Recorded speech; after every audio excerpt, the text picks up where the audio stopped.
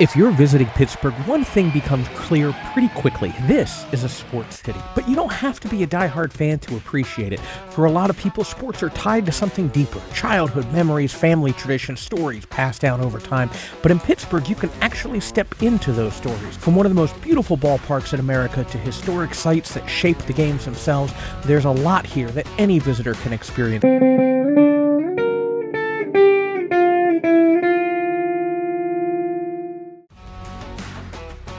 Along Pittsburgh's North Shore sits PNC Park, widely considered one of the most beautiful ballparks in all of Major League Baseball.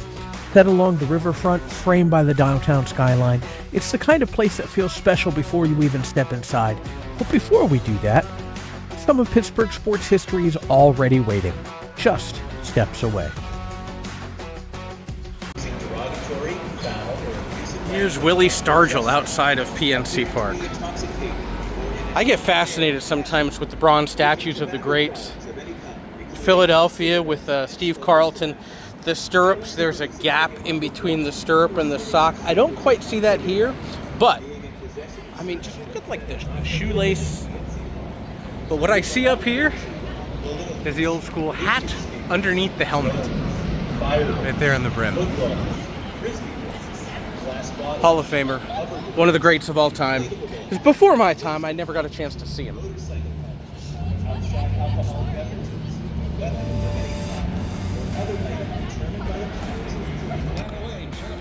The great one, Roberto Clemente. One of the greatest of all time, inducted to the Baseball Hall of Fame in 1973 after his catastrophic and sad accidental death, a plane crash on a humanitarian mission just at the end of the season after collecting his 3,000th base hit. One of the best of all time. 1954, he played for the Brooklyn Dodgers Montreal farm team. The Brooklyn Dodgers, of course, owned at that point by Branch Rickey, the same Branch Rickey who intended to bring about many African Americans to integrate Major League Baseball. Circumstances ended up to where he could only sign Jackie Robinson. So Branch Rickey, an interesting figure, integrating baseball by means of Jackie Robinson, and then bringing in the Latin stars such as Roberto Clemente. Again, one of the greatest of all time. And so many of today's Latin baseball players and their parents throughout the generations have looked up to Roberto Clemente as his inspiration. Again, played for the Brooklyn Dodgers farm team, and then in November of 1954, that same year, became the first draft choice of the Pittsburgh Pirates and played April 17th for the first time that very next season.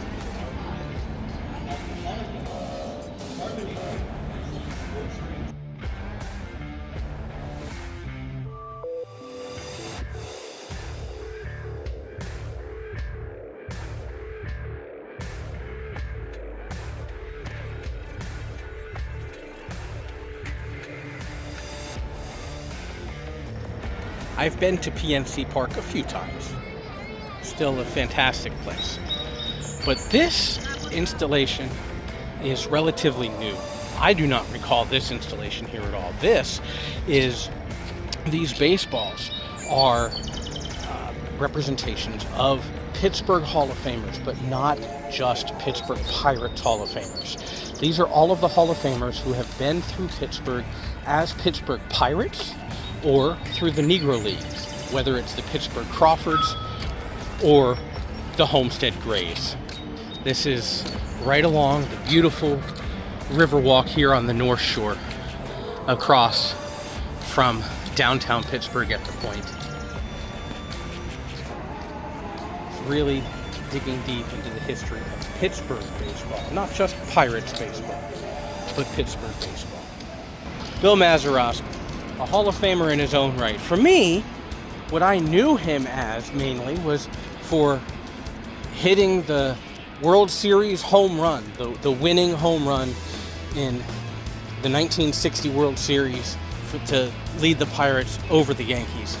but he was much more than a singular moment. A Hall of Fame second baseman. So many names that come on through. So many of these famous Hall of Famers have come through Pittsburgh. Whether it's names that we know. As a Mets fan growing up, I knew Ralph Kiner as a broadcaster for the New York Mets, long after he was a Hall of Fame player for the Pittsburgh Pirates.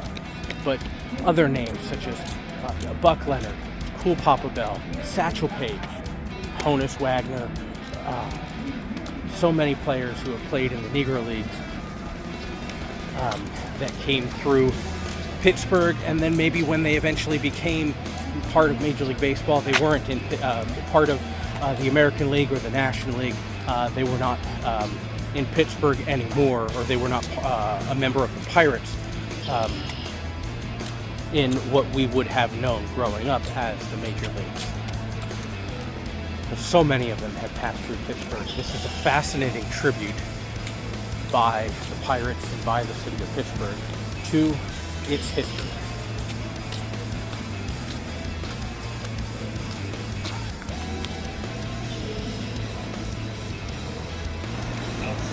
Bill Mazeroski, still to this day, the only Game 7 walk-off home run to win a World Series.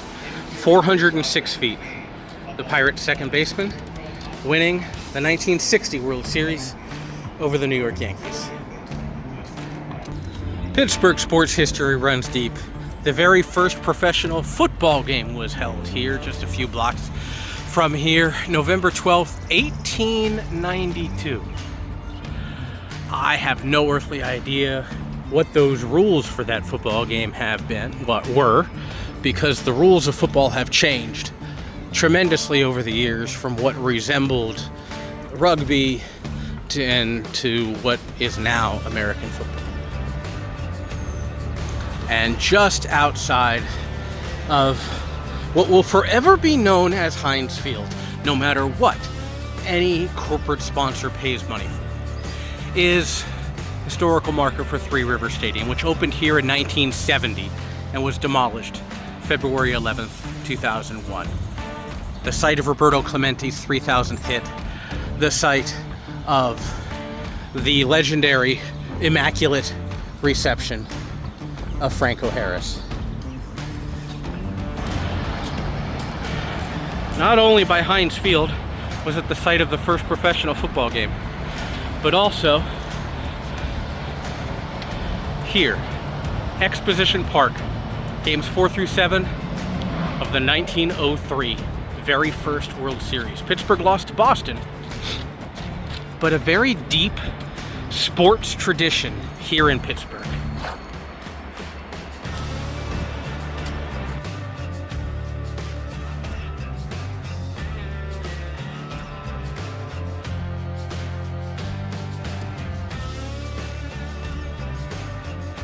The baseball nerd in me just loves these types of things.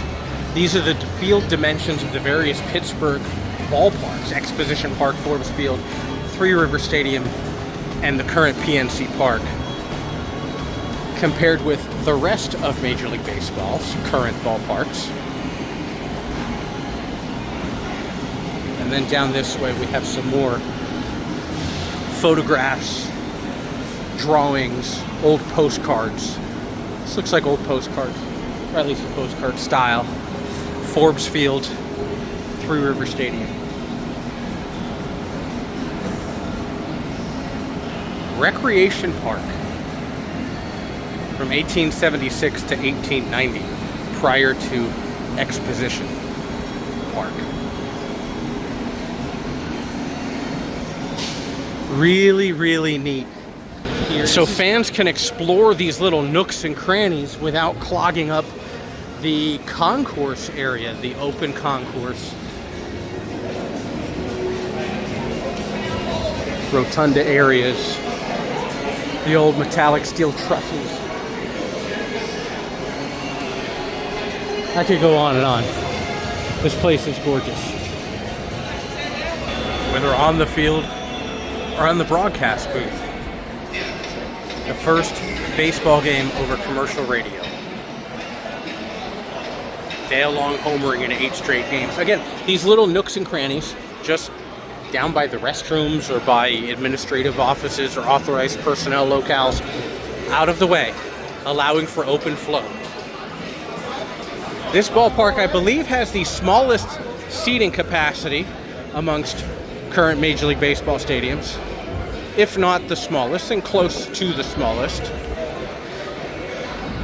But to not take advantage of that lack of size by crimping the concourse, these things are tucked away.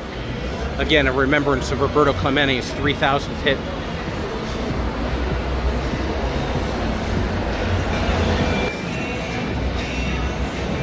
World Series wins, 1909, 1925, 1971. Featuring the first World Series night game in Major League Baseball history. And the 1979 World Series title with Willie Stargell as the MVP. Again, just a neat artistic way to dive into Pittsburgh's baseball past. Fascinating. Old baseball card right there. Willie Stargell. I did play actually. Game or event, they are in possession of any item or object that the pirates consider potentially dangerous, hazardous, inappropriate, or injurious. And the Pittsburgh Pirates Hall of Fame, again, also honors members of Pittsburgh teams, including members of the Negro Leagues, such as Josh Gibson,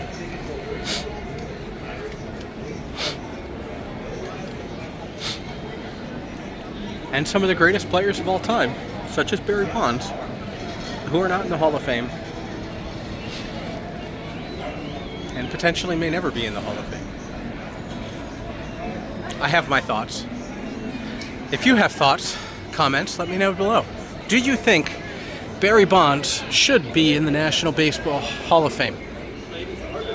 Whether that's an active honoree member of the Hall of Fame, or a wing as part of the museum of the Hall of Fame and museum while not being inducted. Let me know in the comments. September 1, 1971, the Pittsburgh Pirates, for the first time in Major League Baseball history, set out the very first all-minority lineup. Again, featuring Pittsburgh's connection to baseball's integration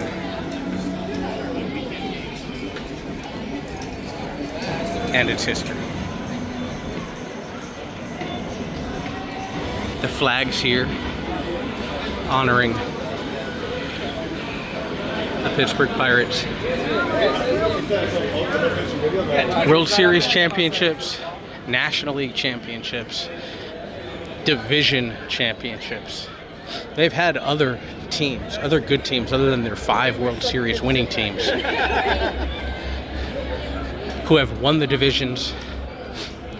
I think of the Pirates of Barry Bonds, Bobby Bonilla, Andy Van Slyke, Jim Leland, Mike LaValliere.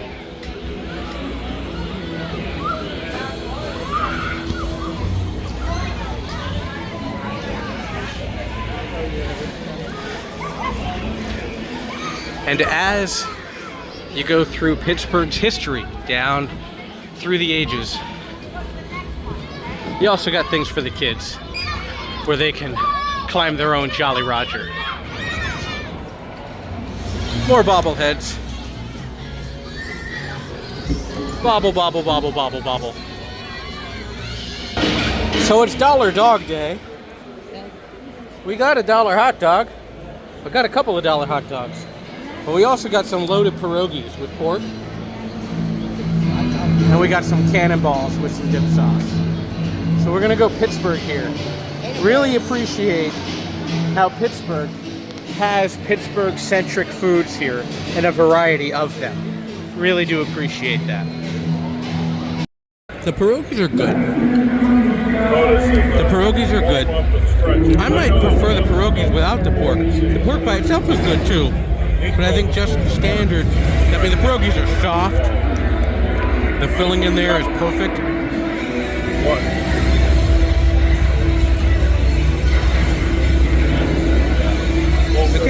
were good. You could taste the noodles more so than the kielbasa in there.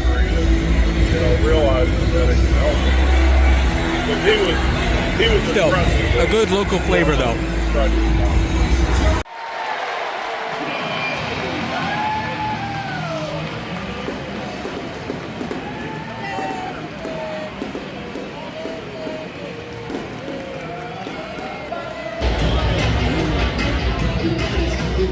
Inflatable tube man can.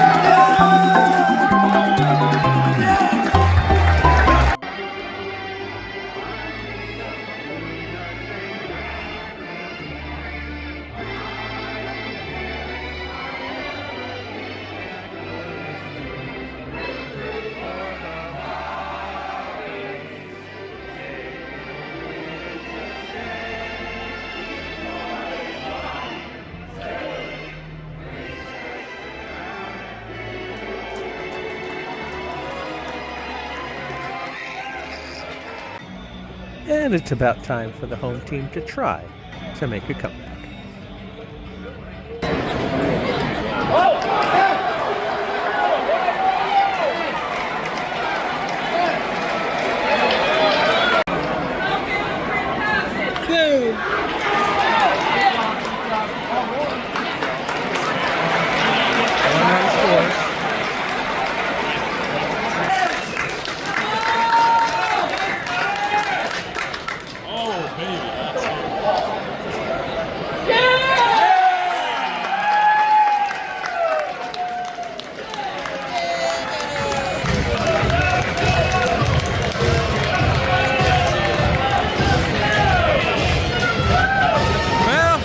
The home team did not win. But a good time here at a beautiful ballpark. A lot of Cubs fans here today for this Cubs game, which also made it a very interesting game and a fun time no matter who wins. PNC Park, some pretty good food and a fantastic atmosphere. A lot of entertainment involved as well. Pierogi race is always fun. So even if the home team doesn't win, a good time is had. On the campus of the University of Pittsburgh, you stumble across, well, what looks to be a nondescript red brick wall. But this wall here represents the wall of Forbes Field, the first all steel and concrete ballpark in the country. So we are standing on the grounds of Ralph Kiner, Pie Trainer, Bill Mazeroski, Roberto Clemente, and dozens. Forbes Field, the site of 4 World Series, 1909, 1925, 1927, 1960, hosted 2 All-Star games. The Pittsburgh Steelers played here, the Homestead Grays, the University of Pittsburgh, the Pitt Panthers. Babe Ruth's last 3 home runs were hit here. Forbes Field. Those baseball purists or baseball fans who appreciate the the golden age of baseball back in the middle of the 20th century, before all of the old stadiums were torn down for the multi-sport, multi-purpose cookie cutter arenas, cookie cutter stadiums. Before now, the new renaissance of the new ballparks taking the old retro designs. This here, Forbes Field, torn down in 1972. Inside the Heinz History Center, you'll find the Western Pennsylvania Sports Museum, a space that goes far beyond just one team or one sport. Spanning 2 entire floors, it tells the story of sports across Western Pennsylvania, from the professional teams most people know to amateur athletes, local traditions, and the moments that shape generations. Of course, you'll find plenty here on the Steelers, Pirates, and Penguins, but expect to dive deeper into individual sports like boxing, auto racing, and Olympic competition, as well as the deep culture of high school football. But what makes this museum especially interesting is how it explores the idea of sport itself, where that line gets drawn, and where it starts to blur in ways that you just might not expect.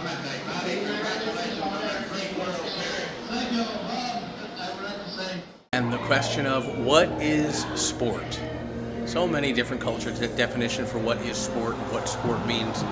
Organized competition between individuals and teams involving physical exertion of some type or physical control.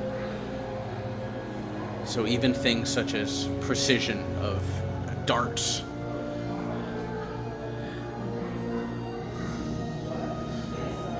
the physical and mental exertion of remaining in a fast-moving vehicle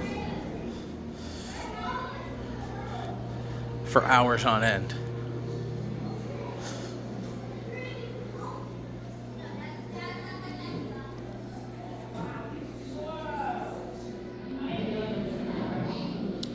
And sport doesn't have to be the most popularized professional or college sports as well. So many aspects of what is sport.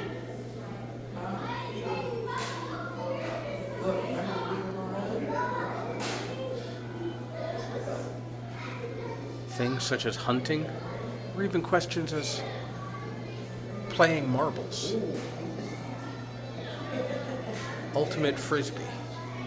What is the answer? What is a sport?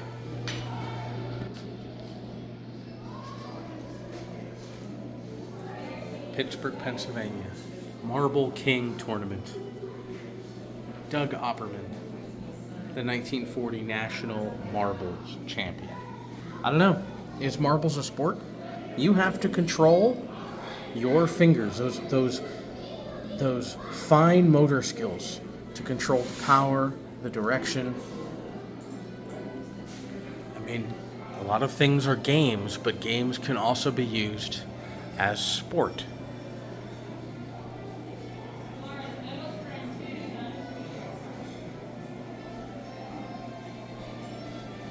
But here at the Heinz History Center, you can also decide, is marbles sport? So far, it's hard to see with the shadow coming down below. I can't quite see. Linus? Is marbles sport? Yes or no? Well, people.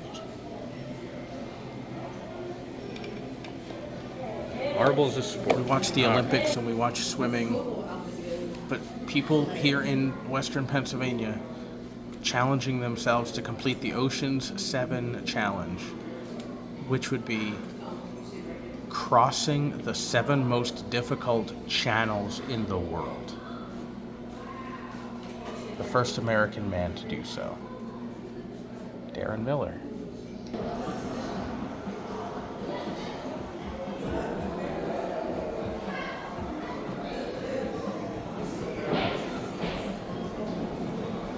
Pitching rubber from the 1960 World Series from Forbes Field. The early player Hall of Famers from Pittsburgh. Henry Murphy, the Pittsburgh Crawfords, named after the bathhouse and recreation center which sponsored them. Harold Mark Tinker helped to put that team together, driven by an obsession with beating the renowned Braves. You played with the Braves, you get big signs. And I didn't see nothing. I can see the game not playing with them. I think I when the Braves came up there with the feet. So maybe we'll be in the spot anyway. Stanley Cup champion Pittsburgh Penguins. An exact reproduction of the first Stanley Cup hoisted by Mario Lemieux on May 25th of 1991. The Penguins' first Stanley Cup victory. The Penguins arrived in 1967 when the NHL added 6 expansion teams. The Penguins are the only one of those to have won 5 Stanley Cups and have a storied history. But the history of Pittsburgh hockey goes back much earlier.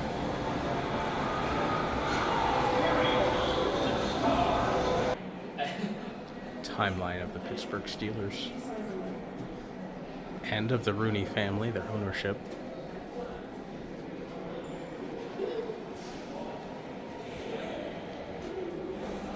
Two floors of the Sports Hall of Fame, the Sports Museum in Western Pennsylvania.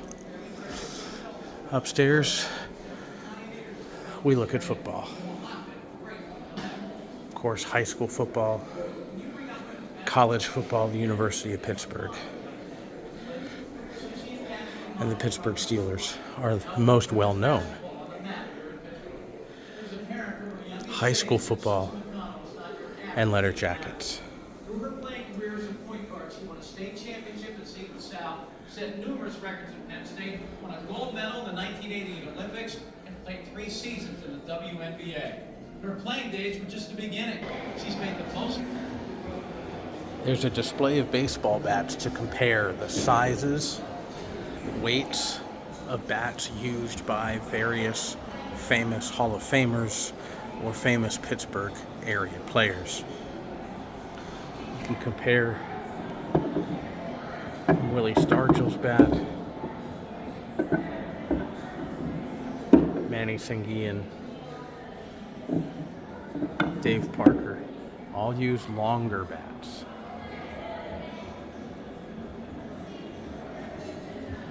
.36, 35.5-inch bats compared to the 34.5-inch by Stan Musial, a 35-inch by Josh Gibson, 36 ounces. And then a 34-inch, 32-ounce by Barry Bonds. 36 ounces by Dave Parker. But Josh Gibson, his is a little shorter, so it feels denser. His hands on display here by Louisville Slugers. That's something that we work on when we first started in the studio. That's something I can work on with clients. As with professional sports, strength, flexibility, and nutrition are important to prevent injury and hurt components. Community is really involved.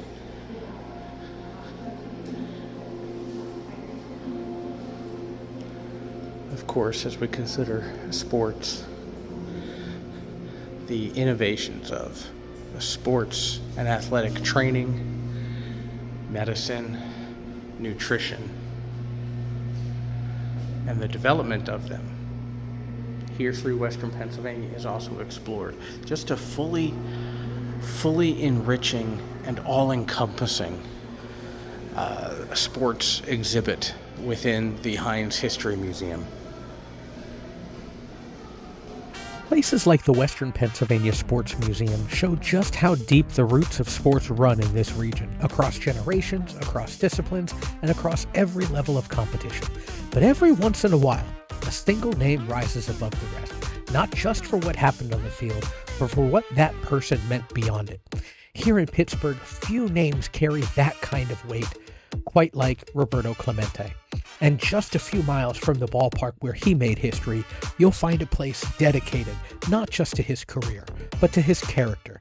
The Roberto Clemente Museum is housed inside a historic building of its own, filled with stories, artifacts, and moments that go far beyond baseball. Because this isn't just a museum about a player, it's about a life that continues to inspire long after his final game was played.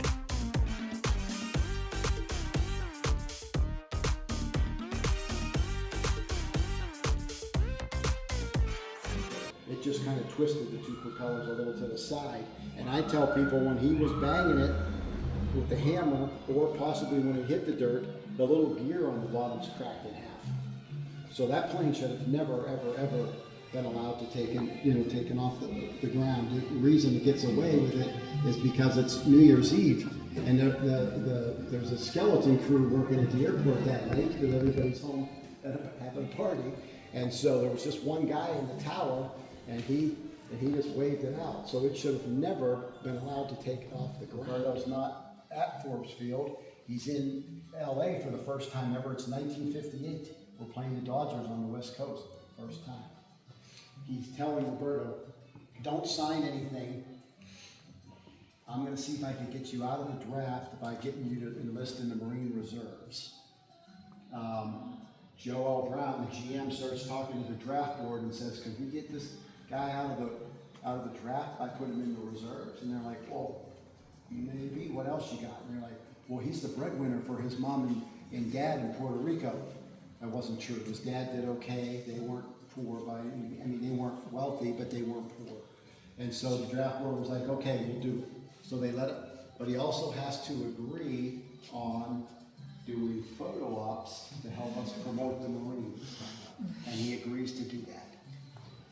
And so when I see this, I just love that stationery and that envelope. He was notorious for always signing a beautiful signature on his return address part. And here he puts private Roberto C. Walker. Walker being his mother's maiden name, and in Puerto Rico, that's how they do it. And he gets to boot camp, and when he shows Bob and the sergeants and stuff the paperwork, they're all excited that it says Walker and not Clemente, because they could keep it quiet that he was a baseball player. When people ask me what my favorite thing is in the building, I point to those cleats. Baseball players today cannot believe that that's what they wore. Everyone's like, wow, they're like ballet slippers with cleats on them. That's all they had back in the 50s and 60s. That's what they had to wear. Roberto, 29 ounces. Manny Machado's bat is 31 ounces. This one's 39, that one's 38, and this one's 37 and a half. So he was bouncing around, depending if Bob Gibson was pitching or not. He might go to the 37 and a half ouncer. But I allow the players to swing the bat and feel what that much weight feels like. And it just started out that was the deal. Here, feel the weight. Well, then players would be like, wait, did Roberto touch this bat? I can get the mojo. And so we have many stories here where players, after touching Roberto's bat, would hit one in the river. Mostly, I get the visitors here. Pirates don't come over here much. Derek Sheldon calls me Sunday morning and will ask, hey, Dwayne, how about you stop letting those players touch that Clemente bat? I'm like, I won't do that, Derek. How about you start sending over the young bucks? Tell me, do we not need, all the Pirates not need to come swing this bat around? Post that video. Plays right field for the Pirates. If you look at the number 3 jersey on the windowsill, that's what the black piece of cloth on the shoulder is what everybody got until Roberto dies. So Babe Ruth, black piece of cloth. Lou Gehrig, black piece of cloth. Roberto, the Galbraith family, and the Pirates staff wanted something better for Roberto. They designed the 21 patch. He's the first person to get a number on the sleeve. So now everybody gets a number on the sleeve. Even the organist for the Detroit Tigers, Arnie Harwell, got a patch. A lot of guys will get the patch, but it all started with Roberto. 73 opening day through River Stadium, they have the patch on their sleeve and wear it all season. So that's why that little display is back there. Roberto Clemente was before my time. But the stories that are told in this Roberto Clemente Museum are just phenomenal and fantastic. Somewhat ironic and a little hair-raising. Spine-tingling, if you would. All sorts of things are located inside.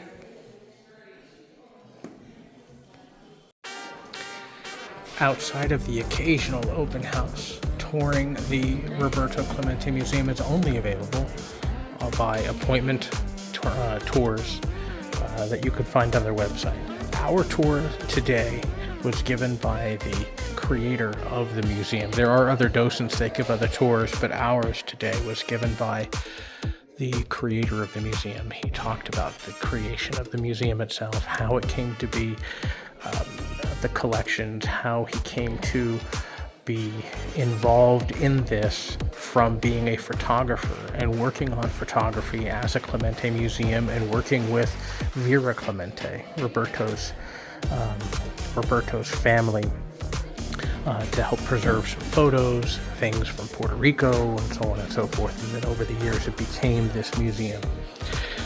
But then over the years, visiting ball players from visiting teams come and visit, and they have just been in awe at some of these particular stories, at some of these pieces of equipment that are here. They have then donated or signed some of their own pieces of equipment. So several parts of the museum are more than just Roberto Clemente. Whether it's older figures, newer figures, fans of all ages can find something to connect with here.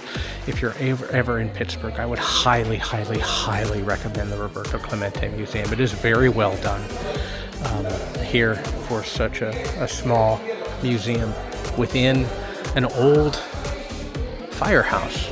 Even the stories such as the old firehouse, the very last time that firefighters were leaving this building before it was shut down, happening at the exact time that the plane crashed that was carrying Roberto Clemente. Just irony. Fascinating place.